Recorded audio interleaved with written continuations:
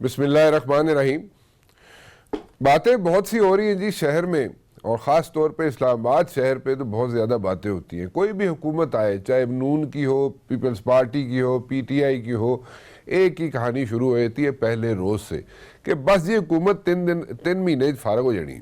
ठीक है, चाहे मियाँ नवाज शरीफ साहब की हुकूमत आई, कई मरतबा आई, और हमेशा ये होता रहा कि ड्राइंग रूम्स में एक बड़ा सा कोहीबंद सिगार लगा के और उस पर गुफ्तगू हुआ करती थी, साथ कुछ और भी महफिल होती थी, लेकिन उसमें यही बात हुआ करती थी हुकूमत ये 3 महीने दी मेहमान है, गई फारग। मियाँ साहब ने भी ये दौर देखे, पीपल्स पार्टी वालों ने भी ये दौर देखे, पीटीआई वालों ने भी ये दौर देखे, और अभी भी यही बातें हो रही हैं कि जी ये अगले 15 तारीख को ना, जो 15 आ रही है ना अप्रैल, 15 अप्रैल में बड़ा गड़बड़ हो जाएगी। 15 अप्रैल के बाद पता नहीं कोई हुकूमत गिर जाएगी। 25 को जनाब बहुत बड़ी गिरफ्तारियां होने वाली हैं, और हो सकता है पर गिरफ्तारियां केड़ी होने वाली हैं। सच्ची जी सीधी गल होए वे जनाब कि जहांगीर तरीन साहब की बात कर रहे हैं, सीधी बात करो भाई कि जहांगीर तरीन साहब की गिरफ्तारी हो सकती है। ये बातें हो रही हैं यहाँ पे, और इनसे सारी कैलकुलेशन चल रही होती हैं कि उसके बाद जनाब हुकूमत जो है वो गिर जाएगी। नाउ द सिचुएशन इज़, ये तो गॉसिप चलती रहती है और ये इसी तरह हुकूमतें अपना वक्त भी पूरा कर लेती हैं। बट देन अगेन इस हुकूमत को, जो अभी हुकूमत बैठी हुई है, पीटीआई की हुकूमत जो है, उसको मल्टीपल इश्यूज है, डिस्पाइट द फैक्ट कि हमारा सबसे बड़ा मिलिट्री का इंस्टीट्यूशन जो है वो अभी भी एक ही पेज पे है। दोनों हुकूमत और मिलिट्री की इस्टेब्लिशमेंट जो है एक ही पेज पे है, which is a very good sign, positive sign. But then again क्या हुकूमत को जो चीज़ें एग्जीक्यूट करवानी होती हैं, देखें इमरान खान साहब एक लेके कॉन्सेप्ट चलते हैं, लेकिन उनकी इम्प्लीमेंटेशन जब वक्त आता है तो इम्प्लीमेंटेशन क्या हो जाती है, नहीं होती। फॉलो अप्स जो होते हैं, जैसे कई चीज़ें ऐसी होती हैं कि इमरान खान साहब यानी कि प्राइम मिनिस्टर हैं, चीफ एग्जीक्यूटिव हैं, वो एक डिसीजन लेते हैं लेकिन उस पर अमल दरामद नहीं होता, डिस्पाइट द फैक्ट कि कैबिनेट जो है बार बार बताती है कि जनाब ये काम हो जाना चाहिए। प्राइम मिनिस्टर डिसीजन भी ले लेते हैं, लेकिन पता चलता है कि दूसरी मीटिंग में, तीसरी मीटिंग में, चौथी मीटिंग में फिर भी उन पे कई चीज़ों पे अमल दरामद नहीं होता ना। अगर ये चीज़ें थोड़े से बेहतर हो जाए तो जनाब बेहतर नहीं होगा। एक और बड़ी यहाँ पे कॉन्स्पिरेसी थ्योरी चल रही होती है जनाब कि शहबाज शरीफ साहब वापस आए हैं तो किसी के कहने पे आए हैं, और शहबाज शरीफ साहब जनाब अब वापस जाएंगे तो किसी के कहने पे जाएंगे, और जनाब वापस जा रहे हैं अगर शहबाज शरीफ साहब तो गड़बड़ है कि बात बनी नहीं। इस किस्म की बातें आप सुनते रहते हैं, चलती रहती हैं। बट एनीवेज मैं कुछ बातें ये करना चाहूँगा कि इम्प्लीमेंटेशन जो है वो क्यों नहीं हो पा रही। इम्प्लीमेंटेशन कई चीज़ों पर नहीं हो पा रही, और सबसे अहम सवाल जो लेके मैं आज चलना चाहता हूँ कि इज़ देयर अ पॉसिबिलिटी कि यहाँ पे यानी कि मुल्क में मेडिकल इमरजेंसी लगा दी जाए। ये एक बहुत बड़ा सवाल है जी, जो मैं पहले भी कर चुका हूँ, पिछले हफ्ते भी अपने शो में कर चुका हूँ, आज फिर करना चाहूँगा अपने पैनल के साथ। मेरे साथ मौजूद है जनाब सेनेटर शिबली फराज साहब, और मेरे ख्याल में किसी तारुफ के मोहताज नहीं है, कायदे अवान है सेनेट में, पीटीआई से ताल्लुक़ है ऑब्वियसली। खुर्रम दस्तगीर साहब, a very I would say very respectable political family से ताल्लुक़ है उनके बुज़ुर्गों से मेरे बड़े अच्छे ताल्लुकात रहे। इनसे ये पकड़े नहीं जाते, इधर उधर स्लिप हो जाते Khurram Dastgir sahab. But anyways is a good person, good soul. आपका भी बहुत बहुत शुक्रिया जनाब। तो शिबली साहब आपका भी बहुत बहुत शुक्रिया, और कमरुज़्ज़मान कायरा साहब भी हमारे साथ मौजूद होंगे। आप सबका बहुत बहुत शुक्रिया जी। खुर्रम साहब मेरे ख्याल में आपसे शुरू कर लूँ मैं, और आप ज़रा दिल दी पड़ास जी तुम कट दो अज। क्या वजह है कि यहाँ पे एक तो इम्प्लीमेंटेशन नहीं होती चीज़ों पे, यानी कि जो भी फैसले किए जाते हैं या तो देर से होते हैं उसकी इम्प्लीमेंटेशन या नहीं होती। And secondly my question is कि इज़ देयर अ पॉसिबिलिटी, या हो सकता है या नहीं होना चाहिए कि पाकिस्तान के अंदर मेडिकल इमरजेंसी लगानी चाहिए या नहीं जी। खुर्रम साहब जी, चूंकि आजकल पाकिस्तान के अवाम को ये कोरोना वायरस का एक बड़ा मुहीब वबा का सामना है, तो इसको आप मेडिकल इमरजेंसी कह लें। हमारा पीएमएलएन का प्रपोजल ये था कि एक फाइनेंशियल इमरजेंसी जिसकी आइन में गुंजाइश मौजूद है वो लगाकर वो तमाम वसाइल मुहैया किए जाएं सूबाई हुकूमतों को और वफाकी हुकूमत को कि वो इससे लड़ सकें। क्योंकि हुकूमत अब तक जो है पिछले जो जितने भी हफ्ते गुजरे हैं जी। उनमें दो काम जिनके लिए वसाइल की जरूरत थी वो नहीं कर पाई। नंबर वन, उन्होंने तमाम डॉक्टरों को जो हिफाजती किट्स प्रोवाइड करनी थी सरकारी अस्पतालों में, बजाय किट्स प्रोवाइड करने के उनको डंडे पड़े हैं, चाहे कोयटा हो, आज लाहौर में सर्विस अस्पताल के सामने, एक दफा जो है दो तीन जगह पे इस्लामाबाद में भी ये वाकया हो चुका है। तो बजाय डॉक्टर्स की हिफाजत के हुकूमत के पास वो वसाइल उन्होंने नहीं फराम किए जिसकी वजह से डॉक्टर्स प्रोटेक्ट होते हैं। दूसरा ये है कि जितना भी डेटा ये गवर्नमेंट जनरेट कर रही है राणा साहब, वो काबिल एतबार नहीं है। वो इसलिए नहीं कि हुकूमत ये शायद इनकेपेबल है, असल बात यह है कि इतनी टेस्टिंग ही नहीं की गई जिसकी बुनियाद पे ऐसे डेटा अवेलेबल हो कि हम कह सकें कि जी हम दुरुस्त समझ जा रहे हैं, हम गलत समझ जा रहे हैं, हम दरमियान में हैं। वो डेटा अवेलेबल नहीं है क्योंकि टेस्टिंग नहीं हुई। तो जो टेस्टिंग का ना करना है वो इसने वो सारी जो एफर्ट है, जो पॉलिसी है, उसको मफलूज किया हुआ है। तो ये डेफिनेटली इमरजेंसी इन्हें नाफिज करनी चाहिए थी। इनको जो है वो पॉलिटिकल कंसेंसस अचीव करना चाहिए था। लेकिन आपने देखा है कि इतनी सख्त इमरजेंसी और जानों का खतरा पड़ा हुआ है पाकिस्तान के अवाम को, लेकिन वज़ीर आज़म जो है वो अपोजिशन के साथ बैठने के लिए तैयार नहीं है। अब वो कुछ साल पहले भी एक ऐसी इमरजेंसी आई थी जब हिंदुस्तान के साथ एक टेंशन हुई थी बालाकोट पर हमले के बाद, तब भी उन्होंने इनकार कर दिया था। आज भी उन्होंने इनकार कर दिया कि अपोजिशन के साथ वो नहीं बैठना चाहते। हालांकि इस वक्त तो जरूरत थी कि तमाम इबहाम दूर करके पूरी कौम मुत्तहिद होकर लड़े। इबहाम मौजूद है कि वाकई हुकूमत ने कहा जी हम ये जो छोटे कारोबार करने वाले हैं, इलेक्ट्रिशियंस और हजाम, हम इनकी दुकानें खोल देते हैं। अगले दिन पंजाब हुकूमत ने बजाय ये कि फेडरल गवर्नमेंट के ऊपर अमल दरामद होता, जाकर जबरदस्ती पुलिस के जरिए वो दुकानें बंद कराई हैं। तो गवर्नमेंट का जो कंफ्यूजन है पहले दिन से इमरान खान साहब का, वो आज भी जारी है। वो कहते हैं जी मुझे बड़ा फिक्र है दिहाड़ीदार मजदूरों का, लेकिन आपसे मैं कहूंगा 1 या 2 किलोमीटर दूर G11 में आज उन्हीं मजदूरों के घर इस हुकूमत ने गिरा दिए। अच्छा, मैं खुर्रम साहब एक चीज मैं क्लियर करना चाहता हूँ अपने लिए भी और अपने व्यूअर्स के लिए भी।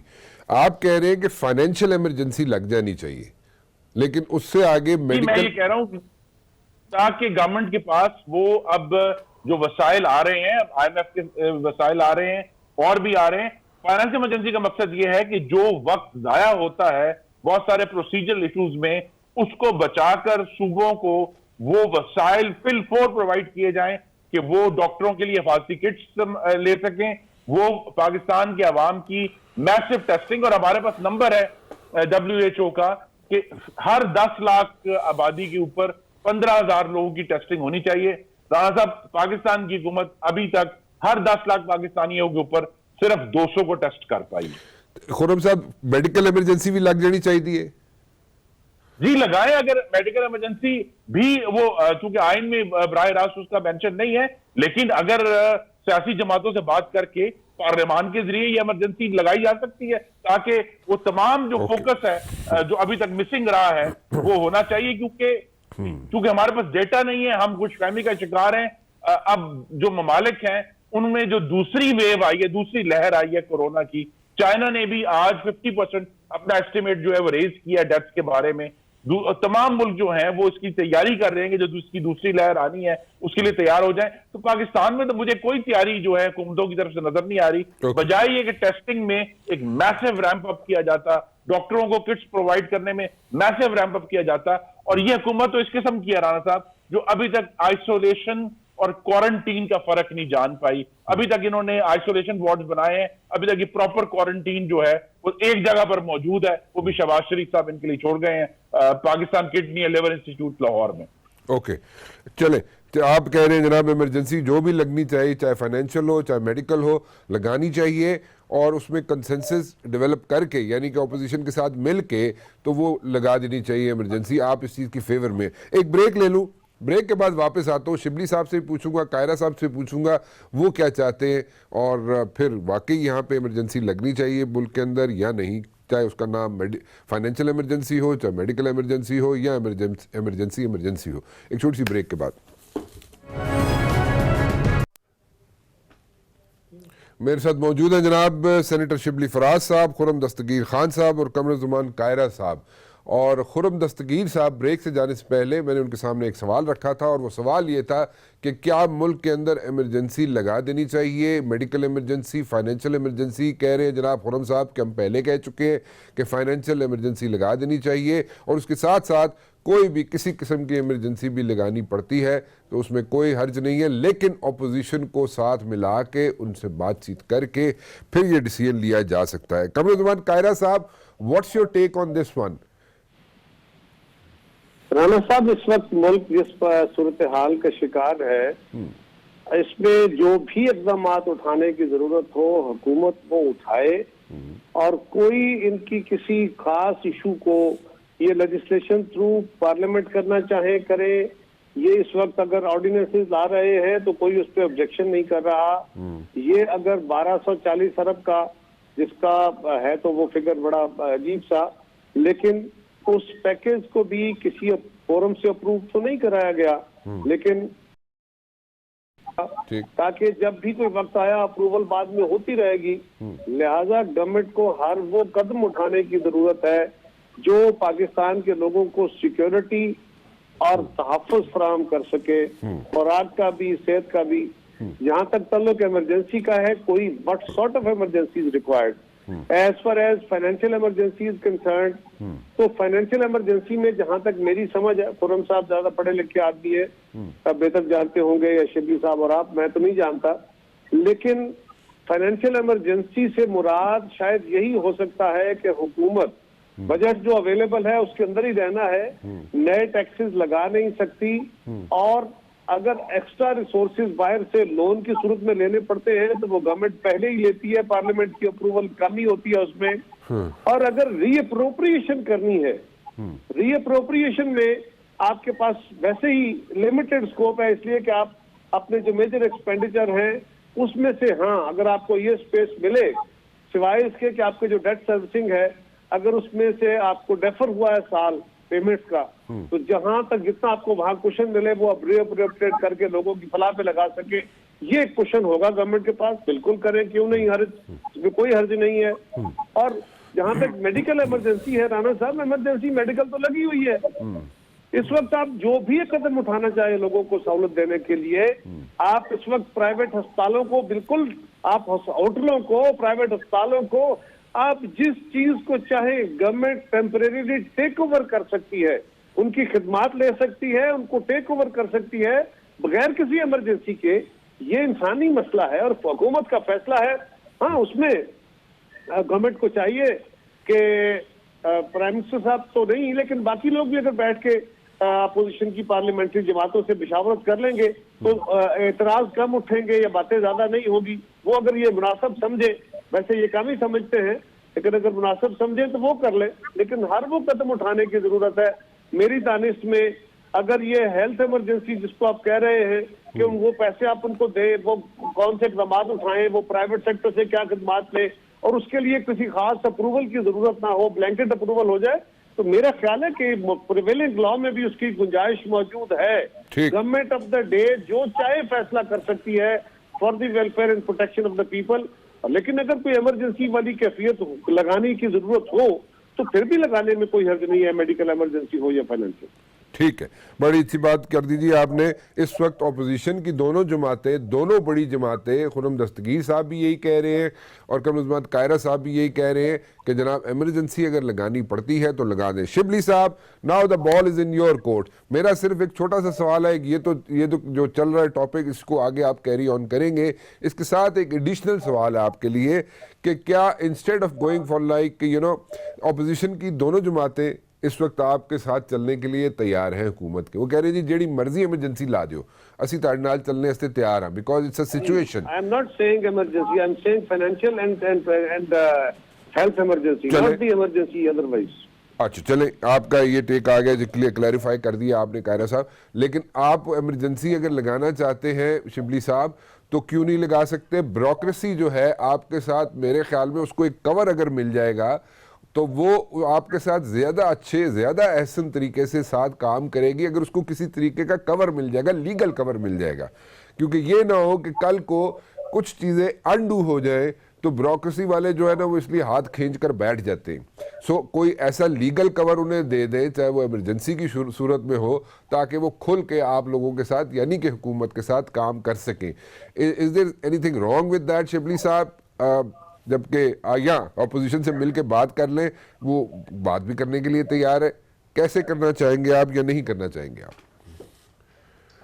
देखिए मुबशर बात यह है कि जिस तरह मेरे दोनों कॉलीग्स कह रहे थे कि इसमें इमरजेंसी लगा भी दें, लेकिन मेरा ये अपना ख्याल मानना ये है कि दुनिया में किसी भी मुल्क में, चाहे वो छोटा हो, बड़ा हो, डेवलप्ड हो, अंडर डेवलप्ड हो, उसमें किसी भी जगह पे इमरजेंसी एज सच एक फॉर्मली इमरजेंसी नहीं लगाई। हालांकि इमरजेंसी से ज्यादा क्या हो सकती है कि इस वक्त न सिर्फ हमारा मुल्क बल्कि सारी दुनिया एक इमरजेंसी में है, एक हेल्थ एक पेंडेमिक से डील कर रही है।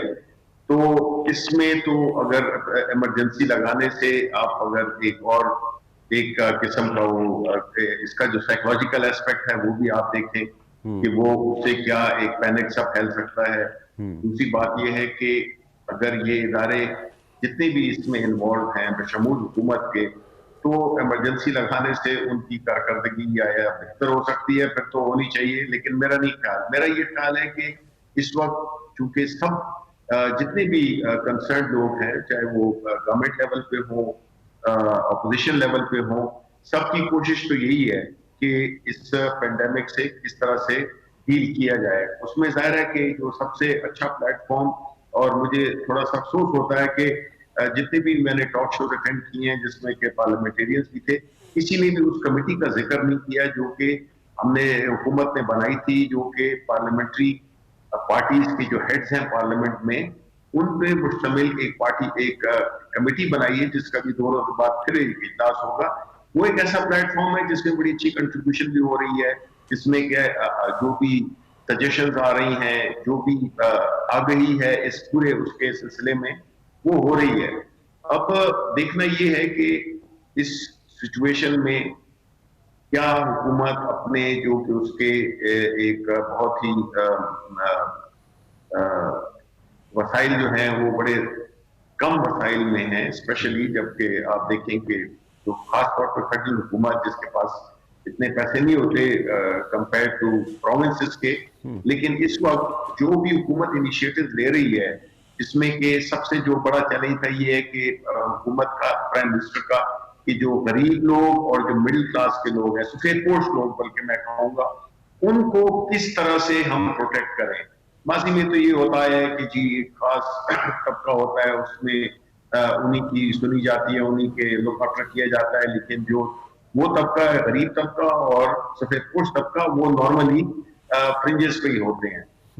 अब हुकूमत ने डिफरेंट इनिशिएटिव्स लिए हैं, उसमें एक जो सबसे बड़ा इनिशिएटिव यही है कि इतने कम अरसे में अभी तक जो एज ऑन यस्टरडे तकरीबन 44 अरब रुपए का जो एहसास प्रोग्राम के तहत पैसे हैं वो पहुंचा दिए हैं, जिसमें कि सिंध को तकरीबन 15 अरब रुपए मिले हैं और पंजाब को 17 अरब के करीब मिले हैं, इस तरह बलूचिस्तान और खैबर पख्तूनख्वा के लोगों को। तो ये पहला जो गवर्नमेंट की जो कंसर्न है वो यही है कि इस तबके को किस तरह से प्रोटेक्शन दी जाए। मैं शिबली साहब आपको मैं थोड़ा सा यहाँ पे इंटरप्ट करूंगा। देखिए खुर्रम दस्तगीर साहब, और इंटरप्ट किया नहीं है, मुझे इंटरप्ट करेंगे आप पे थोड़ा सा जोर चलता है ना, इसलिए बाकियों पे जोर नहीं चलता, और बाकियों को मेरे ख्याल में उनको इंटरप्ट करना इस वक्त बनता नहीं है क्योंकि वो अपोजिशन में है, आप हुकूमत में, इसलिए आपको इंटरप्ट करना पड़ जाता है। अच्छा, गुजारिश ये है, देखिए खुर्रम दस्तगीर साहब कह रहे हैं कि जनाब इस वक्त हमारे पास डाटा नहीं है, ठीक है, सो नोबडी नोज कि हु इज अ कैरियर, ठीक है, कौन पॉजिटिव है कौन नेगेटिव है, नोबडी नोज दैट, ठीक है, इट्स अ सिचुएशन में किसी को कुछ पता नहीं है।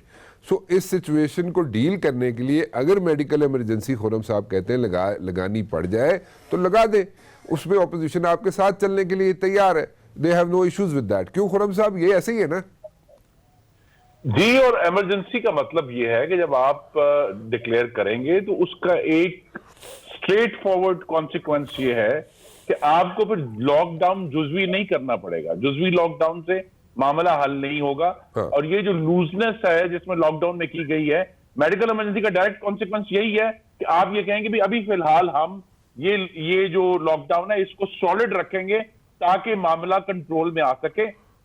ये बड़ी सीधी सी बात है कि जब तक हमारे पास डेटा नहीं होता, कॉशन का हमें रखना ना जी, हमें एहतियात करनी है, बजाय ये कि हम ओवर कॉन्फिडेंट होके अपनी कौम को मजीद एक्सपोज कर दें कोरोना पे। तो यहाँ जो है वो मेडिकल इमरजेंसी की जो मुजमरात हैं वो भी क्लियर होने चाहिए कि इकोनॉमी पर भी उसके मुजमरात आएंगे, और उसके बाद ओवरऑल जो अवाम की सेहत है, इसमें जो रमजान में गैदरिंग्स होनी है उस पर भी उसके असरात आएंगे। तो मेडिकल इमरजेंसी सिर्फ ये नहीं कि आपने एक इंतजामी चीज लगानी है, उसके जो मुजमरात हैं वो ग्रास रूट तक जाने हैं, वो क्लियर होने चाहिए सब। बिल्कुल ठीक जी। शिबली मेरी साहब, गुजारिश है आपसे जी कि जी, इसकी वजाहत फरमा दीजिए। आइन में तो मेडिकल इमरजेंसी का जिक्र नहीं है, आपके ज़हन में वो क्या है जिसके जो के मेडिकल इमरजेंसी के जरिए अचीव किया जा सकता है, जो इसके जो अभी गवर्नमेंट के पास इख्तियार नहीं है और मेडिकल इमरजेंसी के पास आ जाए, ताकि उस पर बेहतर बात हो सके।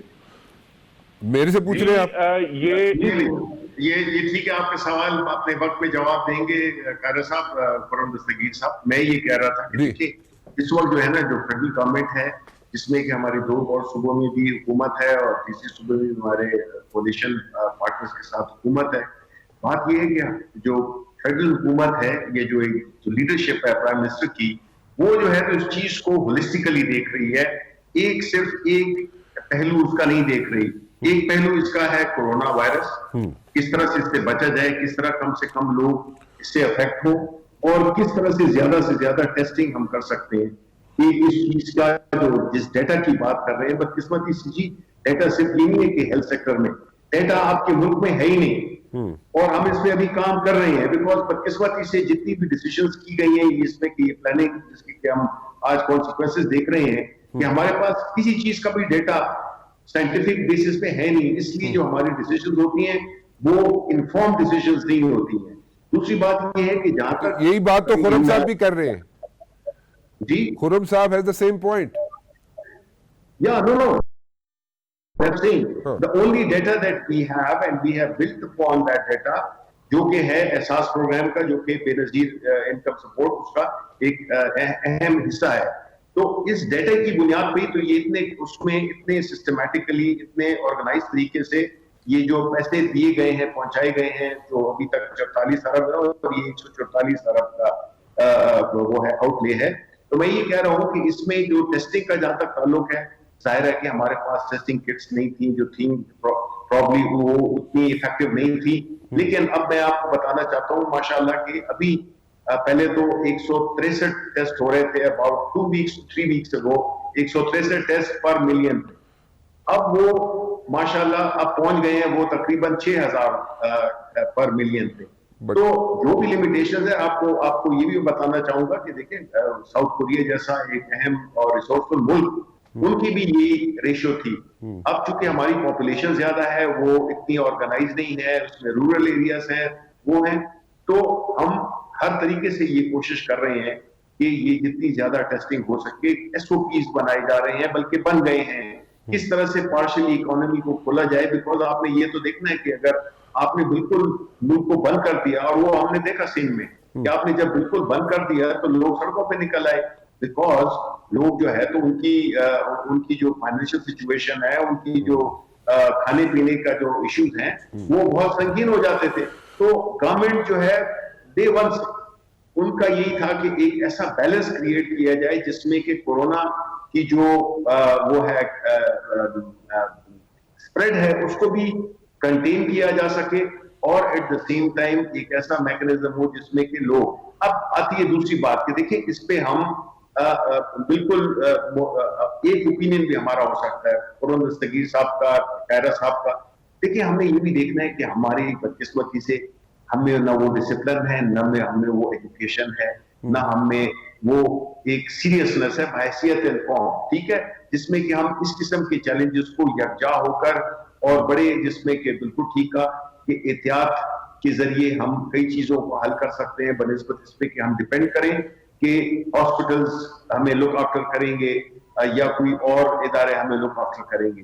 तो ये एक मजमुआ है मुख्तलिफ किस्म की कॉम्प्लेक्सिटीज का, एक ऐसा सिचुएशन है जिसमें कि आप कंपेयर नहीं कर सकते दूसरे मुल्कों के साथ। अब चाइना के साथ कंपेयर इट्स करना, not about comparison, it's about like Shibli sahab देखें, अब मेरे ख्याल में you have said whatever you wanted to say. मैंने आपको दोबारा इंटरप्ट इसलिए नहीं किया कि आप नाराज ना हो जाए मेरे से, तो नहीं। अच्छा नहीं, मैं this was on the lighter side. Anyways, मैं ये कहना चाह रहा हूँ कि देखें इस वक्त इशू ये है, जो कायरा साहब पूछ रहे थे कि केड़ी इमरजेंसी मैं क्लियर कर दूं चीज को। मैं I am talking about medical emergency and financial emergency, ठीक है जी, क्योंकि ये दोनों medical emergency and financial emergency जी, ये दोनों इसका मजमूआ है जी, क्योंकि दोनों इंटरलिंक्ड राणा है। साहब उससे क्या अचीव करना है? मेडिकल मतलब एक इमरजेंसी लगी, आइन सस्पेंड हो गया, फलान हो गया, फंडामेंटल कायरा साहब हो गया, वो तो मसला समझ आता नहीं, है। कायरा साहब मसला पता है क्या है? मसला ये है कि कई जगहों पे देखने में ये आया है, सुनने में ये आया है कि ब्यूरोक्रेसी जो है ना,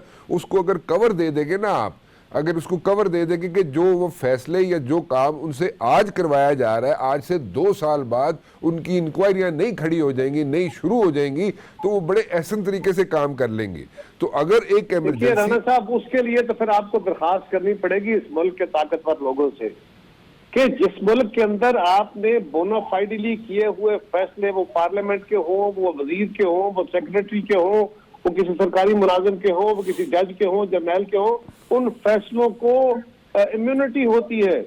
अगर आप बोनाफाइडली किए हुए फैसलों को भी चैलेंज करके ले आएंगे, उस पे प्ले अप करेंगे, तो ये मामला तो चलता रहेगा जी। किसी भी सूरत में फैसले करके देख ले, अगर मार्शल लॉ के दौर में किए हुए फैसले चैलेंज हो सकते हैं, लेकिन वो मार्शल लॉ होता है ना कायरा साहब, वो फिर मार्शल लॉ होता है, उसमें उसके दौर के फैसले भी चैलेंज होते हैं, उसके दौर के भी लोगों को वो फिर होते हैं, लेकिन वो बैकफायर भी कर जाते हैं ना। लेकिन वो तो एक मार्शल लॉ होता है, वो एक कवर आ गया, वो तो एक कवर मिल गया। राणा साहब, मैं छोटी सी गुजारिश कर रहा हूँ जी जी, इसको मैं चाहता हूँ समझ आऊँ। अच्छा, मेरी गुजारिश है कि शिबली साहब शायद आपको गलती लगी है, क्योंकि अगर आप पाकिस्तान की 220 मिलियन आबादी है और उसमें अगर 6000 पर मिलियन हो तो 13,20,000 बनते हैं। हमारे मुल्क में अभी इसके 10वां हिस्सा भी नहीं है, हम अभी लाख की फिगर क्रॉस नहीं कर सके टेस्टिंग की, और ये ग्रेजुअली इंप्रूव हो रही है, अच्छी बात है। इसको कैपेसिटी को बढ़ाने की जरूरत है, सूबों को भी, मरकज को भी, और पंजाब के अंदर यकीनन इसको और ज्यादा जरूरत है। बड़ा सूबा है, यहाँ प्राइवेट सेक्टर ज्यादा काम कर रहा है इस वक्त गवर्नमेंट सेक्टर की टेस्टिंग का। और दूसरा, जो तकसीम का तरीकाकार है BISP का, उसमें एक प्रॉब्लम आया हुआ है। जब से ये गवर्नमेंट आई है, सानिया निश्तर साहिबा ने, मौजूदा जो चेयरमैन है ना साहब, मैं इत्तेफाक से BISP का पहला फाउंडर चेयरमैन जी, मुझे उसके तरीकाकार का पता है, बिल्कुल ठीक। तो अर्ज ये है कि तरीकाकार तब्दील नहीं हुआ, लेकिन उन्होंने क्या किया, हमारे दौर में इजी पैसा भी था, ये मुस्लिम लीग के दौर में भी इजी पैसा भी था, मोबाइल बैंक वाले भी थे, बाकी छोटे छोटे जो बैंक्स हैं या माइक्रो फाइनेंस वाले, डाकखाने वाले, ये मल्टीपल ऑर्गेनाइजेशंस के जरिए आप था वो कंप्यूटराइज, था वो फ्लॉलेस, लेकिन उसको आके उन्होंने शायद बेहतरी के लिए, मैं ये उनकी नीयत पे शक नहीं कर रहा, उन्होंने शायद उसको इम्प्रूव करने के लिए 2 बैंकों के जिम्मे लगाया, बैंक अल हबीब को और बैंक अल फलाह को। अब उनके पास इतनी नेटवर्क नहीं है, अब एक बहुत बड़ी इमरजेंसी आ गई, तो मेरा ख्याल है बजाय इसके किस तरह के सेंटर खोल के ये काम किया जाए, हमने बहुत पहले कहा था, वो काम अल्टीमेटली गवर्नमेंट ने 1.5 महीने बाद किया कि पॉवर्टी इंडेक्स को बढ़ाया, स्कोर कार्ड को। अब आके हम बार बार कह रहे हैं कि इसका तरीकाकार मौजूद है, अभी पता नहीं कितना अर्सा चलना पड़े। फौरी तौर पे बैठिए उन छोटे बैंक्स के साथ, इजी पैसा वालों के साथ और माइक्रो फाइनेंस वालों की, जिनकी मुख्तलिफ इलाकों में ब्रांचेज है, ये जो मनी ट्रांसफर होती है बैंक के जरिए, मोबाइलों के जरिए, इनके नेटवर्क को बुलाइए और उनको सेगमेंट दे दीजिए, तकसीम के नेटवर्क दीजिए, लोगों को घरों के करीब तकसीम का पैसा मिल जाएगा। ये बड़े बड़े आपको जो बहुत अच्छी सजेशन है ये, very good suggestion, very good suggestion ये, बिल्कुल। क्यों खुरम साहब, it's a very good suggestion है जी, बड़ी अच्छी बात है। और मैं वजाहत कर दूं कि जो इमरजेंसी से मुराद वो आईनी इमरजेंसी नहीं, क्योंकि कोई ऐसी इमरजेंसी जो पाकिस्तानियों के बुनियादी हकूक मुअत्तल करे, मुस्लिम लीग नून तो कभी भी उसका साथ नहीं देगी। तो हम अगर इमरजेंसी के बजाय गैर मामूली कानून साजी का नाम दे देते हैं, ठीक है, कि ऐसा कोई कानून पार्लियामान पास करे जिसमें जो नॉर्मल चैनल्स हैं गवर्नमेंट अप्रोप्रिएशंस के और पेपरा के जो रूल्स हैं, उन्हें चंद महीनों के लिए सस्पेंड करके जो अफसरों को एक कंफर्ट दिया जा सकता है कि भाई अगर जो लोग तेजी से खरीदना चाहते हैं, जो डॉक्टरों के लिए हिफाजती किट्स हैं या टेस्टिंग किट्स हैं या वाइजर्स हैं जो लोग मुख्तलिफ लोगों को चाहिए, तो उसके लिए उनको एक प्रोटेक्शन प्रोवाइड की जा सकती है। लेकिन इसके लिए फिर पार्लियामान जरूरी है, और इसलिए मैं फिर कहूंगा कि इस हुकूमत के लिए ये बहुत अहम है कि जो अपोजिशन से बात करें और एक कंसेंसस क्रिएट करें, वरना कोई भी इमरजेंसी या गैर मामूली लेजिस्लेशन जो है, जो इस हुकूमत को दो दायमी आर्ज़े लाक हैं, नालायकी और तजब्जब, उसका इलाज नहीं है। अपना शिबली साहब हमारे पास स्पीडी प्रोक्योरमेंट का इदारा व्हीकल मौजूद है, उसको 25 अरब दिए गए और पैसे दे, उसके जरिए प्रोक्योरमेंट करा ले। जो कुछ करानी है बाहर से करानी है या डोमेस्टिक करानी है, उसमें बहुत सारी कवानीन का इतलाफ नहीं होता, तो उसका एक तरीका का व्हीकल्स मौजूद है। मैं कह रहा हूं गवर्नमेंट अगर प्राइवेट सेक्टर से चीजों को टेक ओवर करना चाहती है, अस्पतालों को, होटलों को, बिल्डिंग्स को, तो बिल्कुल उसको ये इख्तियार हासिल है कि वो फॉर द वेलफेयर इस इमरजेंसी। बिल्कुल ठीक है शिबली साहब, मैं शिबली साहब से एक क्विक रिस्पांस ले लूं। बड़ी अच्छी सजेशन है, तजब्जब का हल नहीं है कहीं। बहुत अच्छी दो सजेशंस आई हैं शिबली साहब, कायरा साहब की तरफ से भी और खुरम साहब की तरफ से भी। Would you like to absorb them? हमेशा बिल्कुल वेलकम है और अच्छी सजेशंस को क्यों नहीं हम अपनाएंगे। लेकिन मैं ये जरूर कहूंगा कि फरहम दस्तगीर साहब की बातें सुनने से